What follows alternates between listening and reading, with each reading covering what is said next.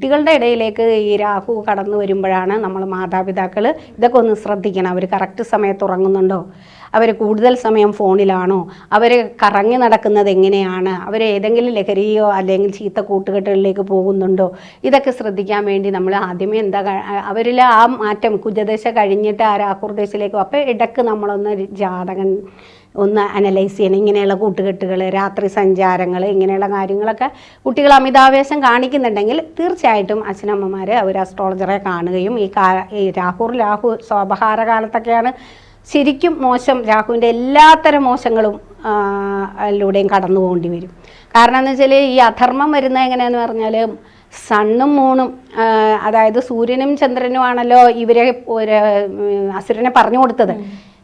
അസുരനാണെന്ന് പറഞ്ഞു. അപ്പോൾ അവരോട് തീർത്താ പകയാണ്. അവരെ എക്ലിപ്സിലൂടെ അവരെ സൂര്യഗ്രഹണവും ചന്ദ്രഗ്രഹണവും ഒക്കെ നടത്താൻ ഈ രാഹു കേതുക്കളല്ലേ. അപ്പം തീർച്ചയായിട്ടും അവരോട് ഇഷ്ടമല്ല. അപ്പോൾ അവരുമായിട്ട് സൂര്യൻ എന്ന് പറയുന്നത് ആത്മാവാണ്. അപ്പോൾ മനസ്സാണ് ചന്ദ്രൻ. ഈ മനസ്സിൽ നിന്നും ആത്മാവിൽ നിന്നും ധർമ്മത്തിൽ നിന്നും ഒക്കെ ഇവരൊക്കെ എതിരാളികളായി മാറുമ്പോൾ അങ്ങനെയൊന്നുമില്ലാത്ത ആത്മാവും മനസ്സും ഒക്കെ തെറ്റായി സഞ്ചരിക്കുന്ന ഒരാൾ എവിടെയും എത്തില്ല.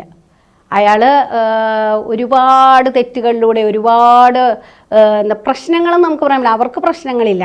അവർ ഇങ്ങനെ സന്തോഷത്തിൻ്റെ മേഖലകളിലാണ്. അവരെ ചുറ്റിത്തിരിഞ്ഞിരിക്കുന്ന നമ്മുടെ വീട്ടിലുള്ള ആൾക്കാർക്ക് രക്ഷകർത്താക്കൾക്കോ കല്യാണം കഴിഞ്ഞ ആളാണെങ്കിൽ ഭാര്യയ്ക്കോ, ഭാര്യയ്ക്കാണെങ്കിൽ ഭർത്താവിനോ കുടുംബത്തിനോ ഒക്കെയാണ് അവർ എന്തായി കാണിക്കുന്നത്, ഇവരെന്താ എങ്ങോട്ടായി പോകണം, ഇത്രയും നാളും ഉണ്ടായിരുന്ന സ്വഭാവം അല്ലല്ലോ എന്നുള്ളൊരു തോന്നലൊക്കെ വരുമ്പോൾ തീർച്ചയായിട്ടും പരിഹാരങ്ങൾ ചെയ്യണം. സമ്പൂർണ്ണ ജാതകം സാധാരണ ജാതകമല്ല, സമ്പൂർണ്ണ ജാതകം 75 പേജുകൾ അടങ്ങുന്ന സമ്പൂർണ്ണ ജാതകം 250 രൂപയ്ക്ക് ഇനി നിങ്ങളുടെ കൈകളിലേക്ക്. അതിനായി നിങ്ങൾ ചെയ്യേണ്ടത് ഇത്രമാത്രം: താഴെ കാണുന്ന നമ്പറിൽ ബന്ധപ്പെടുക.